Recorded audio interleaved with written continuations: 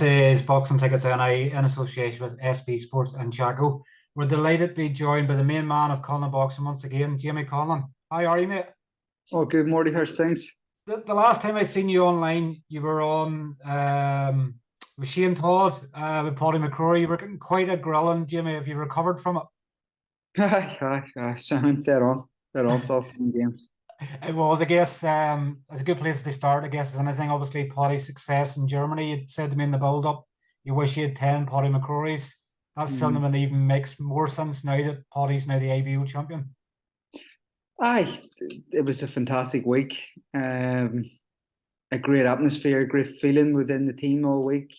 Being around everyone, I think everyone had the same mindset and the same thought process to how the night would happen, and it was just one of them weeks where everything clicked and felt right, and we really enjoyed our time in Frankfurt, and enjoyed that away day feeling, being the away and the visitors just felt right for that night.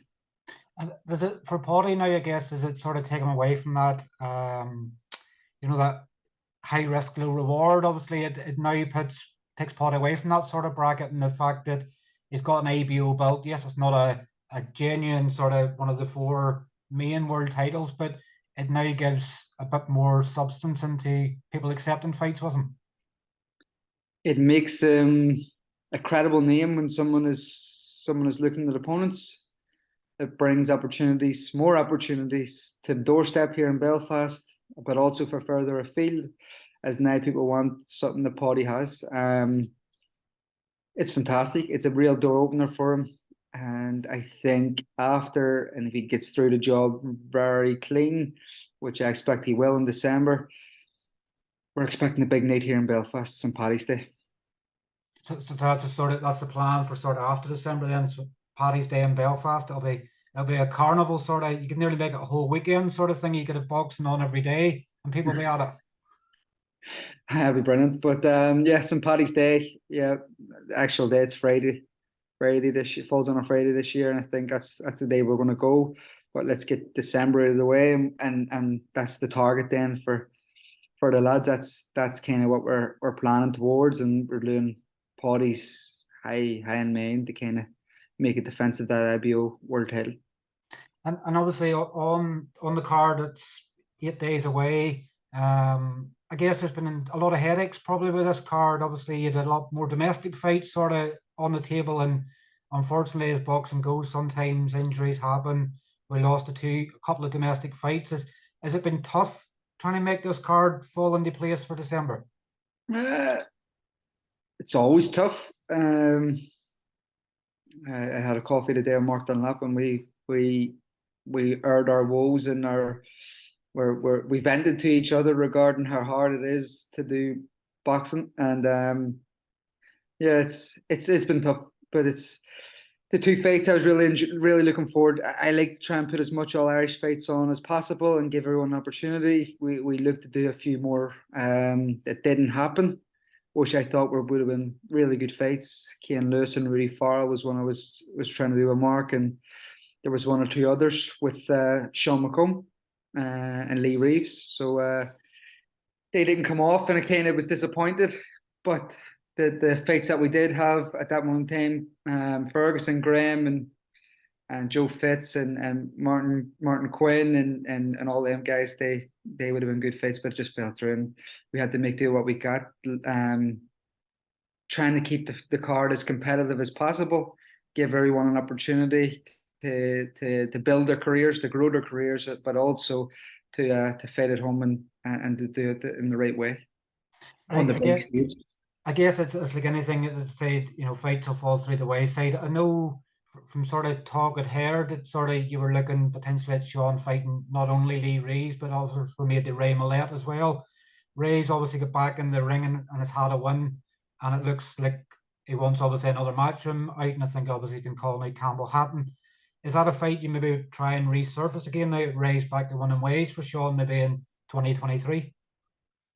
I think Ray Millett and Sean McCone's a fantastic fight for Irish boxing, but I seen him calling out Campbell Hatton, and if that's what his goals are, well, then I don't think the two lads are on the same page. And I guess everybody's starting to now sort of look towards, Croke Park and Katie Taylor potentially May, June time, and people's probably going to know they're going to have to take good big fights. And what better fights than domestic fights? Is it probably maybe hard for you trying to match fights at the moment, knowing that people might just go, see me in 3 months, try and get it in Croke Park or something instead? Is people been harder to work with to try and make fights this time around? Morty, I think even Paddy Barnes is looking to come back to go on Croke Park, so you might have to dust off the old shorts and try and fight him. So everyone wants to be on it. It's an iconic occasion. If it comes through, it's something that happens once in a lifetime. So you can't really begrudge fighters trying to hold out for something that is as big as that.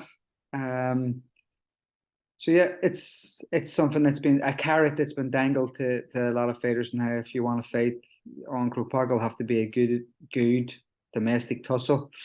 If you're not with the Matchroom banner, obviously. So a lot of the lads will be trying to hold their records and maybe not fight before it, I presume, and just kind of go for that. But you have to move forward. You have to just keep going. Boxing has to continue. You can't hold out for one occasion because it is potentially just one and done.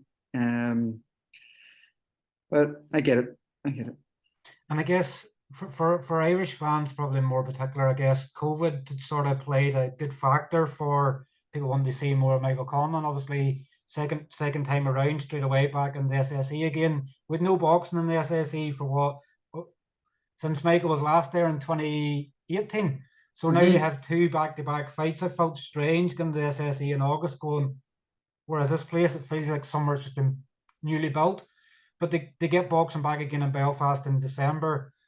It's a massive occasion, I guess, and it's probably the final step for Michael, probably towards potentially a world title fight next year. That's what the plans are. March or August is the two dates we have in mind for potential world title fights. Activity was needed. Activity was needed this year. 3 fights were essential. Listen, although he lost to Lee Wood, he still came out fresher than Lee Wood, I believe, from the two in the fight, and that's why he's more active with the two and able to keep going. So March is on the timeline to kind of make a world title fight. That's what our plan is. But first and foremost, is December. December is an important fight. Every fight now is a world title fight for Michael because every fighter sees him as a massive opportunity to propel themselves into a world title fight themselves. And Cream Murphy sees Michael as the ultimate carrot dangled in front of him to grab before he fights for a world title. He beats Michael, he's in for a shot for a world championship. So he's going to get the best Cream Murphy there ever is, there can be, and he has to expect for it. And any loss in that Michael's career is detrimental to what we have going forward. And that's why I think every fight right now is as important as a world championship. So he has to prepare and focus like this is the world title on the line. As we've seen in obviously the Moraga fight, obviously dropping him 2 or 3 times, obviously in the fight in August, it seems as if there's a new venom. With Michael now, obviously, I guess that first pro defeat. Do you envisage obviously as if, I don't know, as if there's like a new hunger sort of with them? Obviously, I guess the thing is looking good next week and obviously putting potentially a high-rate knockout in, because I guess knockout's the one to get people talking. Is that the sort of what you envisage next week, is him to put in a real show class performance to show that he's ready to get back in there for world title again? If you asked me probably 2 years ago when I was with green behind the ears or wet behind the ears and green, I would have said yes. But now I just want him to win. Just keep winning. As long as he's winning, that's all that matters to me. I get it from a promotional side. I get it from a fan side. I get it from, you need the kind of knockouts to keep the excitement going and keep that momentum building like that. But for me, winning is the most important thing, especially at this stage of your career. Just win. That's all you need to do. Just win. But he looks like he has finally found a style that works for him, both as has his technique as well as his power. So he's found kind of what works best for him, especially in the different stances, how to kind of box in each stance, and he's figured it out. And it's just about perfecting it and implementing it on the night. So I'm looking forward to it. I've watched him in camp. I watched him sparring Khalil El Hadri, who fought Derek Donovan and stuff like that, and he was very good. I guess now it's coming back. I know in August it was coming back into the ring, and the sleepless nights and the worry and the fact that Moraga was a potential banana skin, and he was for his power and everything else. Now it's a case a bit more that Michael can relax now, knowing he's coming into the ring off a win rather than coming out with something to prove. Obviously he was seconds away from victory in Nottingham, and now I guess he can relax a bit more and probably enjoy the occasion rather than what August was, because August was probably more of I need to get this monkey off my back. I can't have a lot. I need to come back from a loss. Whereas now he can look very good and probably see an even better version of him. Potentially, there's a difference in terms of what he has to expect coming back this time. Mariaga was a lot more heavy-handed. I don't think he's as fast as Gurphy. Gurphy can be a bit more cuter on the back foot than Mariaga. Mariaga's punches, every punch you had to worry about, but Gurphy's very fast compared to Mariaga, and he's naturally a later man, so he's going to be naturally faster than Michael. He throws good counters when he's under pressure, and as we've seen against Jordan Gill, if given space and time, Gurphy can be able to catch you on the way in, push you back as well, and counter the counter puncher. So he's got a good counter left hook, very fast right hand, punches out of his shell really well. Mariaga, not so much punch out of his shell really well. He was more, you had to keep him at distance. So it's a different game plan completely for this one. Will he relax more? I just think he's more comfortable in himself after the performance against Lee Wood. Despite the result, I thought, when you watch it back, both guys were phenomenal.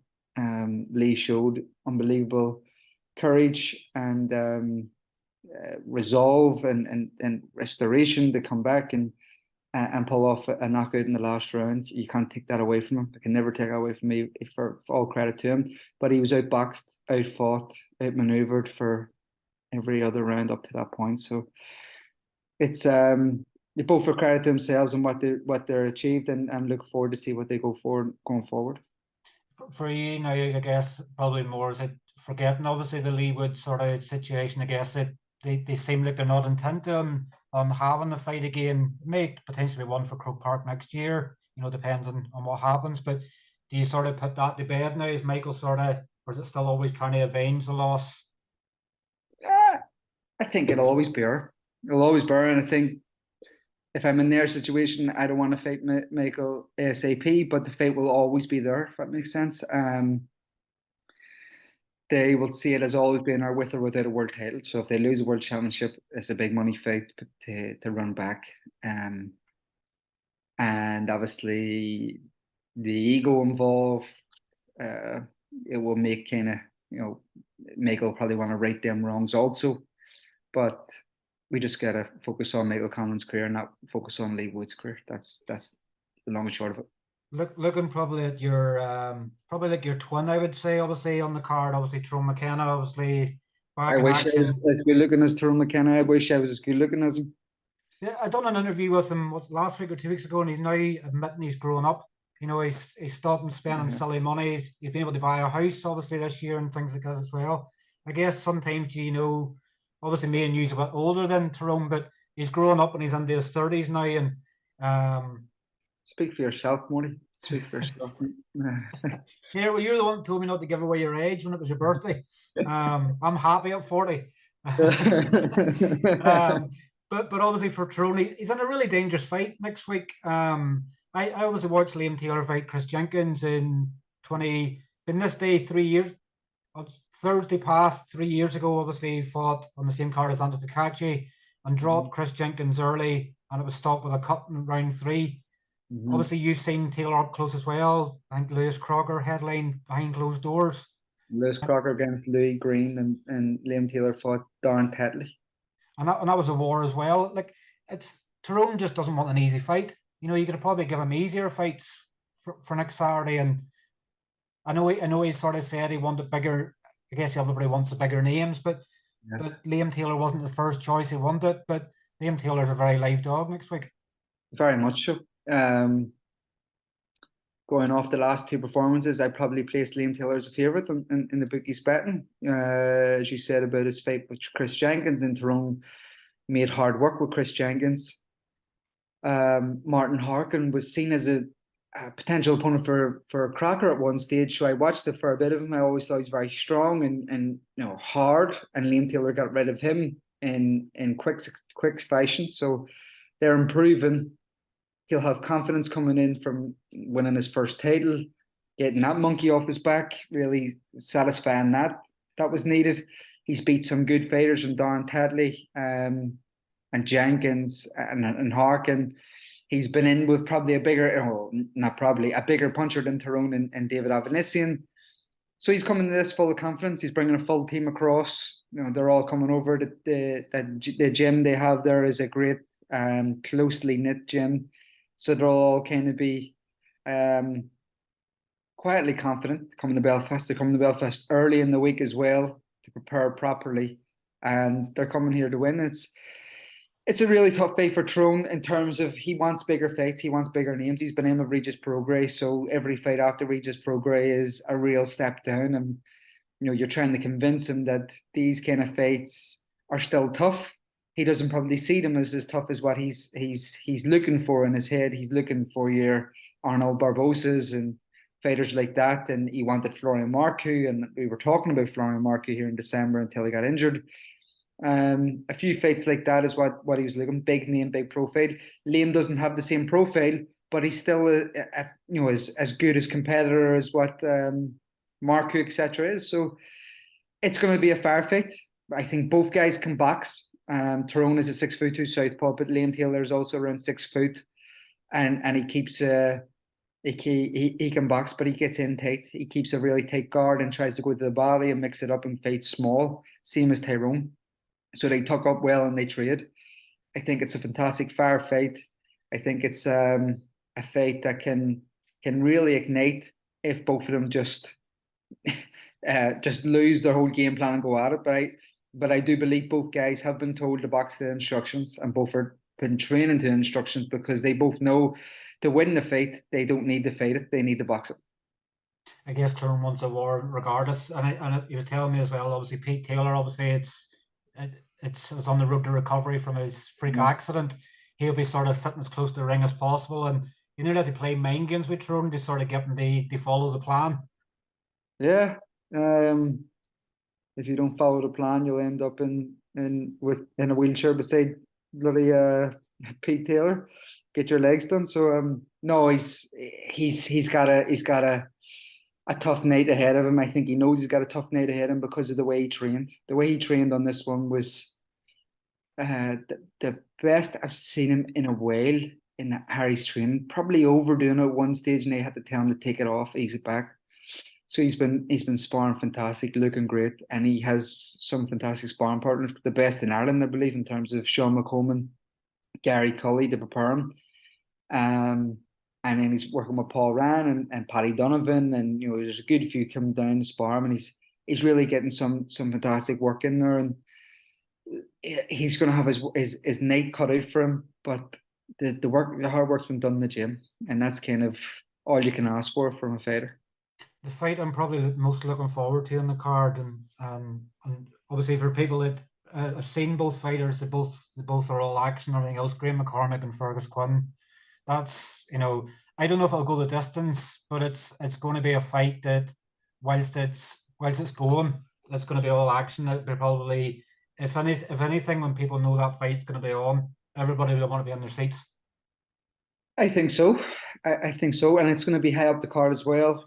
I think its rightful position is high up the card because, like you said, it's a fantastic fight. Both lads have took a big risk. Graham probably didn't need Fergus has took a bigger fight than he needed to in his fifth fight. But Graham McCormick was probably seeing he just won that title and he was probably due a handy one or looking for a bigger fight. Fergus technically isn't a bigger fight for him. It's a more high risk fight, but Fergus has also taken a leap in terms of opposition. He's not fought anyone like Graham before, anyone with a winning record like Graham before, and anyone who's been a champion before. So this is a big fight for both guys. And the reports I'm hearing out of both camps is that sparring has been fantastic, preparation has been fantastic. Again, Graham has a great training camp down with Martin Donovan in Limerick and sparring with Paddy and the lads down there. So Fergus is also with Jerry Stories went around to get the sparring in, and Tyrone McKenna sent me a message the other day saying him and Fergus, Quinn and Paul Ryan spar was the best spar he's seen in a long, long time, and it's made it more exciting for me. I think, like you, I think it's a fair fight. I think both guys are going to meet each other right in the middle of the ring, and they're going to start trading until one can't trade no more.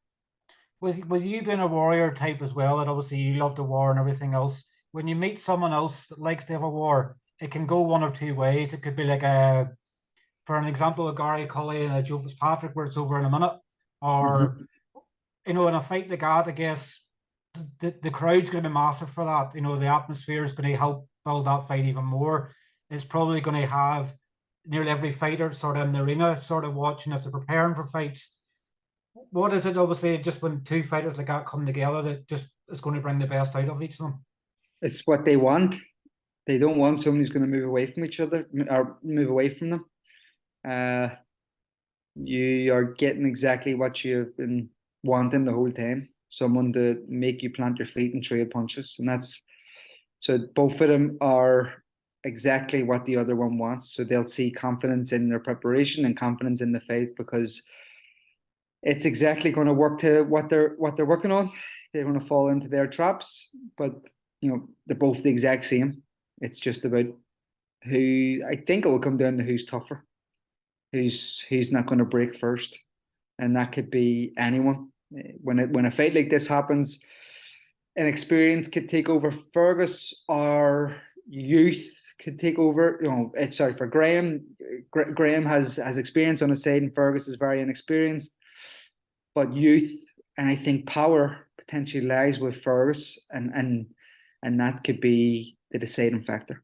I've obviously watched the Owen Duffy and Owen O'Neill obviously going at it in a war in the Gurwood obviously the other week, and someone said that's potentially the fight of the year, and I'm holding back because I believe that Graham McCormick and Fergus Quinn, for however long it lasts, will have people wanting more than wanting an immediate rematch no matter who wins. I have the second whoever was saying to you about Owen O'Neill and Owen Duffy. I thought that was an exceptional fight, and again, both lads can hold their head up high, risked everything or put everything on the line, and they were accrediting themselves, their teams, and their families because that was a fight that took everything to win. I'm sure for Owen Duffy, Owen O'Neill, and Owen Duffy was putting everything on the line, left everything in the ring. I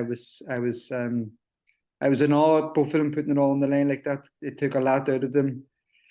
And it swayed both ways. It was a hard fight to score when I was actually watching it because you would see shots coming in from Duffy, especially the uppercut. He was landing it fantastically. But O'Neill was kind of riding it and coming back with his own left hooks and dipping down low. And I could see the game plan from O'Neill was to drag that fight out of Duffy and make that the game, make that fight later his fight, lose the early round, get them back at late. But I do agree with you that this fight could top it.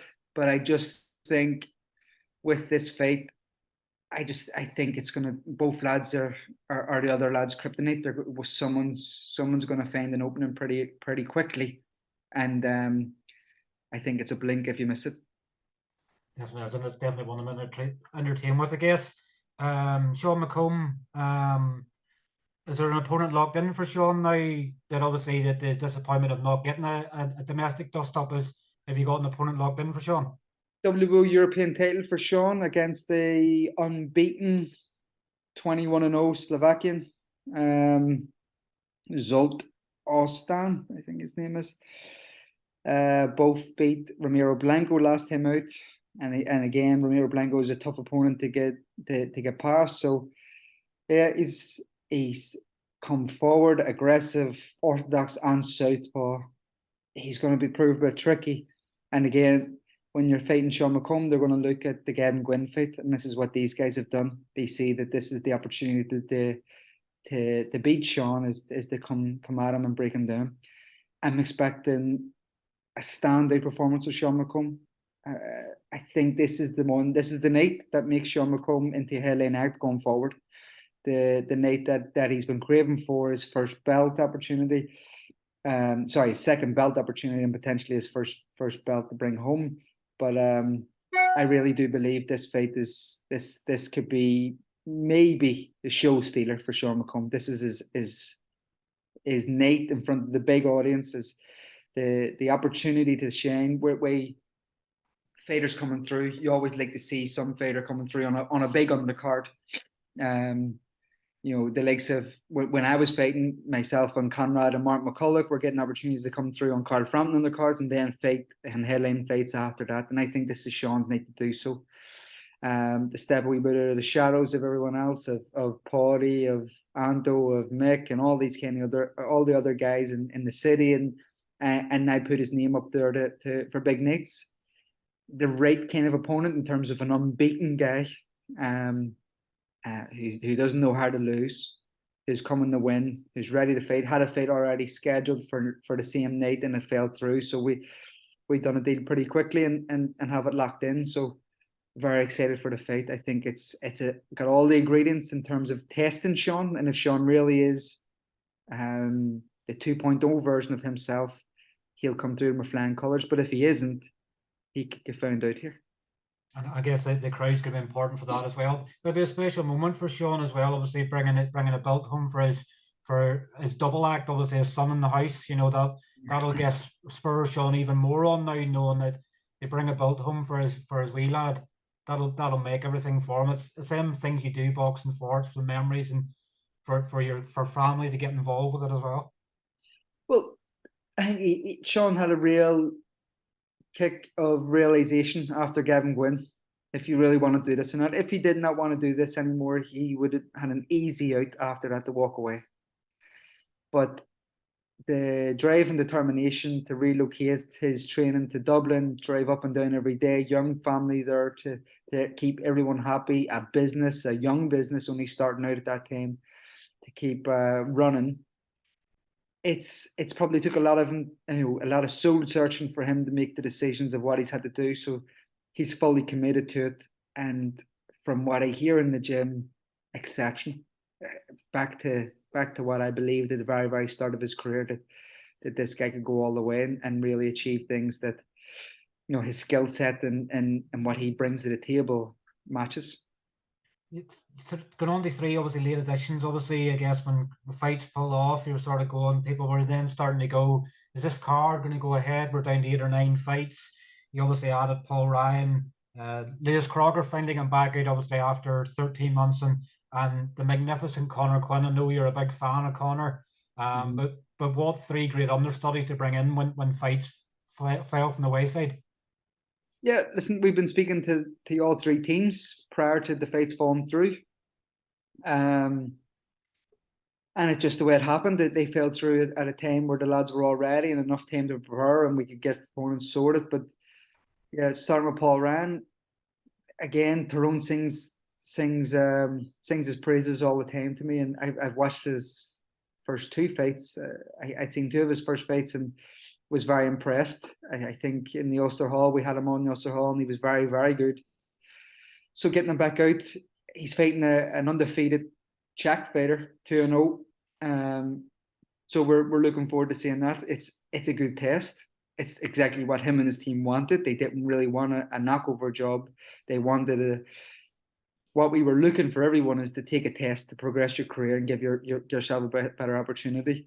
And he's took that and run with it. And I credit fighters for doing that there, because that's how you only get better. The crack, unfortunately, on the fight week of the last one, the 10 days out of the August show got picked up an injury, and we needed him back. The injury prolonged an opportunity to get back out on October 22nd in Germany, because it came back again. It just wasn't healing right. It took a time. Rib injuries sometimes can do that. There's no real time limit. But on recovery, when he came back in the camp, he's had a short camp for this, but the aim for Lewis is December, January, February, March. 3 fights in quick succession. Get him back into the mix. Get him back into title contention and fighting the top guys, because I believe he's thereabouts right now to make a big, massive name in the UK scene. You may look at the British title route, Curtis Congo, that kind of route. There's some great fights there for Lewis, and then obviously Conor Quinn. Been a big fan of Conor since he was a young lad. He lived 2 streets away from us in Earlscourt Street, and was following his progress in Australia. And then when he came back home, was at the Europa for his first fight home, and then watched his second fight on TG4. So looking forward to seeing him press. Mark and D and Paulie and everyone in the gym. They're thinking this is a fast track for Conor to their British title, and I concur with their assessment. And obviously, obviously your own lads, obviously Kieran and Kurt, obviously they've been kept busy this year. This will be Kurt's 5th fight and Kieran's 4th. You probably should be 5 for Kieran as well, because in New York, the guy got COVID on the fight week. And I guess it's just a case of putting him through more tests again, obviously building up, obviously, an extra layer. I guess for Kurt, he'd be looking for someone that's not going to try and give him a love bite this time around. Well, he's actually fighting a guy I fought in the Yarder Cardoza, so I know the power that Yarder brings, and I remember fighting him, and he was very heavy-handed. So Kurt has to be on his A game here and closing out the year in good fashion.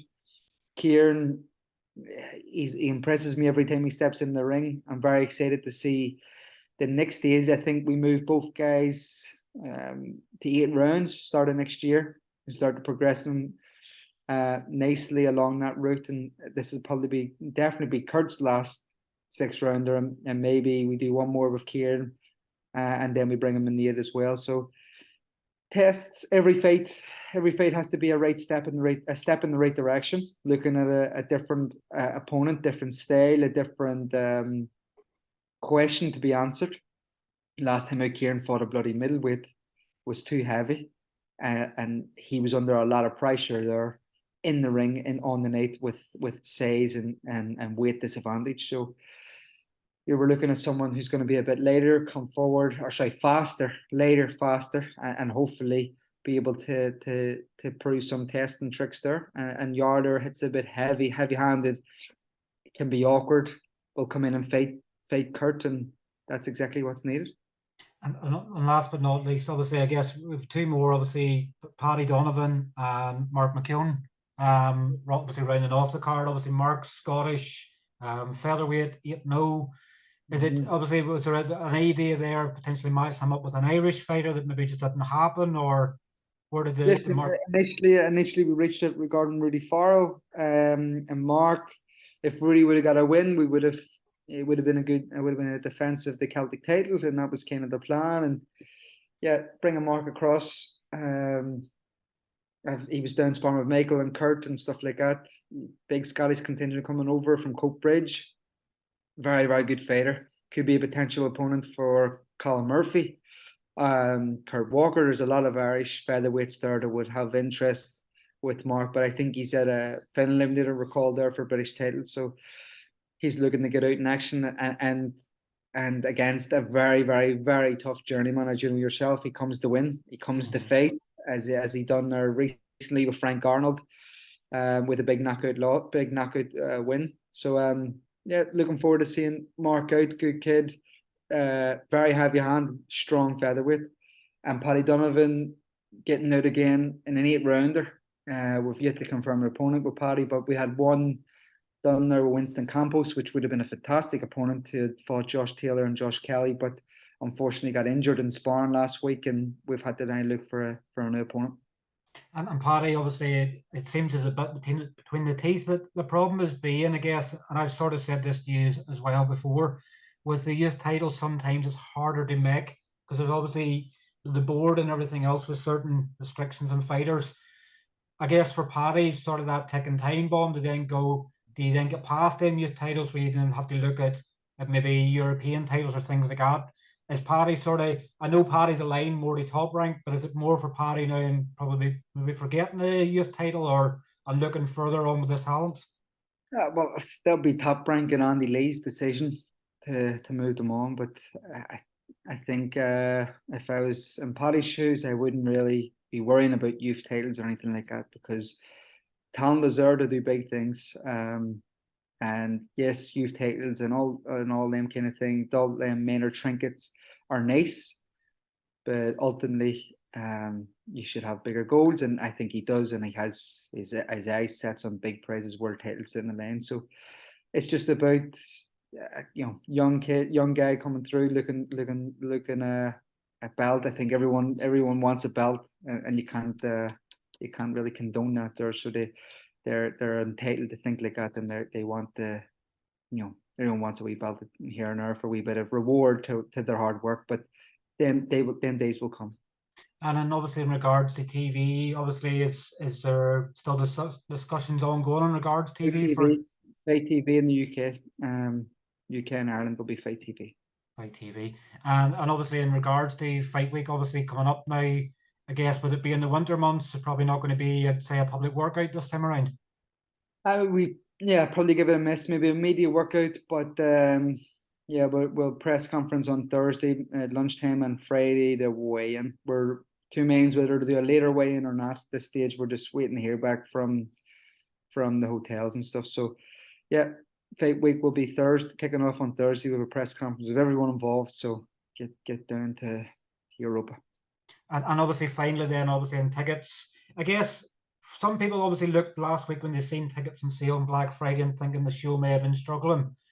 Obviously on your point of view, it was more an SSE thing that obviously they wanted to do rather than you were worried about tickets in any way. Oh no, it's SSC have got some deals at place. We've never really had a show on around at the same time as their deals. So it was a first. It was new, and it was very successful on our behalf. It drove. We done really well in tickets on the Black Friday sales, and no, it was very good. It's something I think may be incorporated going forward if these kind of sale days coincide of us doing shows. Like yeah, definitely something to look forward to. I guess obviously for people that bought tickets previously, I guess that's the thing. I guess with sales, and anyway, unfortunately, you weren't when the tickets were initially going on sale, but then you have to sell the tickets regardless. We had no clue ourselves until the Odyssey threw it up. I'm not tech savvy enough to know about all these different Black Friday sales or Cyber Monday, which I didn't know existed. But yep, it was good. But it's not something I really seen to do previously. But when I seen it on that time, it seemed it actually does work. Yeah, well, look, Jimmy, also thank you for your time. Obviously, we know we're only 8 days out. I'll look forward to the badgering you on Wednesday and Thursday next week, and hopefully at that stage the card's all concluded. Fingers crossed we go with the 13 fights that we're currently scheduled. 13 now? Is it 13? 12. 12. Yes, Oh. hopefully. All Well, being listen, well. thanks for your time and enjoy your weekend. And I'll see you in Fight Week next week. You too, morning. Have a good one, mate. Cheers, Jimmy. Take care. Thanks. Bye bye. Bye bye.